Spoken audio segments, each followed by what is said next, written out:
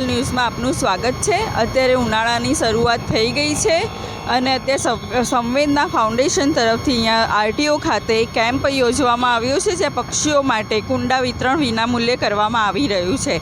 તો તેમના જે વોલેન્ટિયરો છે તેમની સાથે આપણે વાત કરીશું। નમસ્કાર। નમસ્કાર। અત્યારે જે ઉનાળાની શરૂઆત થઈ રહી છે તેમાં તમે આ કેમ્પનું આયોજન કર્યું છે, તો તેના વિશે થોડી માહિતી આપો ને। હા, અમે છેલ્લા 8 વર્ષથી સંવેદનામાં પક્ષીઓ બચાવવાનો કેમ્પ કરીએ છીએ। અમે 12 માસ પક્ષીઓ રેસ્ક્યુ કરીએ દરિયાપુર, શાહપુર, શાહીબાગ અને રાણીપ તથા ગોતા આજુબાજુ વિસ્તારમાં। અને દર ઉનાળામાં અમે ફ્રી વિતરણ કુંડા વિતરણનો કેમ્પ રાખીએ છીએ। અમારી સંસ્થા લગભગ 2008થી કાર્યરત છે આ સેવામાં।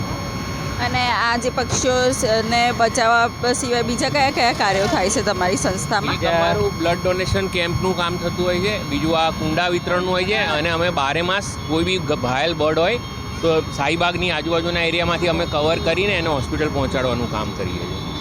તો સંવેદના ફાઉન્ડેશન તરફથી ખૂબ જ સારો કેમ્પ આયોજિત કરવામાં આવ્યો છે અને પ્રજાને વિનામૂલ્યે જે કુંડાઓનું વિતરણ કરવામાં આવી રહ્યું છે, તો પ્રજા પણ સમજે અને તેઓ પણ પોતાના જે ધાબુ છે કે કોઈ પણ જે તડકાની જગ્યા છે ત્યાં પાણી મૂકે, એટલે પક્ષીઓ જે તડફડીને મરી રહ્યા છે તેનો બચાવ થાય।